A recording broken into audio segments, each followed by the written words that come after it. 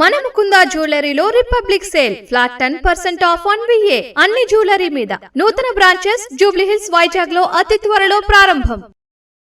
Phone tapping కేసులో BRS అధినేత మాజీ ముఖ్యమంత్రి కేసీఆర్ ఇవాళ విచారణకు హాజరు కానున్నారు. మధ్యాహ్నం 3 గంటలకు హైదరాబాద్ నందినగర్లోని ఆయన నివాసంలో విచారణకు అందుబాటులో ఉండనున్నారు. ఈ మేరకు ఆయన జూబ్లీహిల్స్ ఏసీపీ వెంకటగిరికి నిన్న లేఖ రాశారు. అయితే CRPC 160 సెక్షన్ కింద తనకు నోటీసులు ఇచ్చిన విధానాన్ని తప్పుబట్టిన కేసీఆర్ వాటిని తాను పరిగణలోకి తీసుకోకుండా ఉండవచ్చని కూడా వ్యాఖ్యానించారు. అయితే మాజీ ముఖ్యమంత్రి ప్రతిపక్ష నేత బాధ్యత గల పౌరునిగా విచారణకు సహకరిస్తారని తెలిపారు.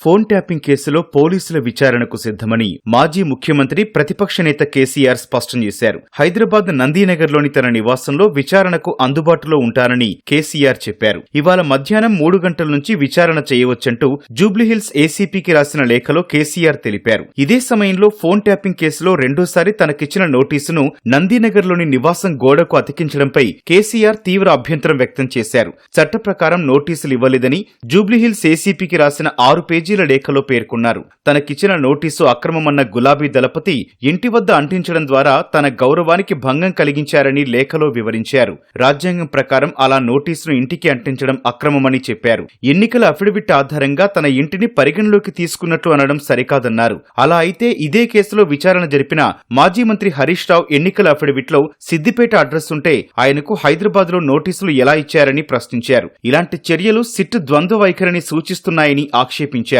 చట్ట ప్రకారమైతే నందినగర్లోని ఇంట్లో విచారణకు అందుబాటులో ఉండాల్సిన అవసరం లేదన్న కేసీఆర్ 160 CRPC ప్రకారం తనకు నోటీస్ ఇచ్చే పరిధి ఏసీపీకి లేదన్నారు. చట్టం ప్రకారం ఎర్రవల్లిలోనే స్టేట్మెంట్ రికార్డు చేయాల్సి ఉంటుందన్న కేసీఆర్ సిట్ విచారణకు మాజీ సీఎంగా ప్రతిపక్ష నేతగా విచారణకు సహకరిస్తానని స్పష్టం చేశారు. ఇవాళ మధ్యాహ్నం 3 గంటలకు అందుబాటులో ఉంటారని చెప్పారు. భవిష్యత్తులో ఏవైనా నోటీసులు ఇవ్వాల్సి వస్తే ఎర్రవల్లికి పంపించాలని జూబ్లీహిల్స్ ఏసీపీకి రాసిన లేఖలో కేసీఆర్ సూచించారు.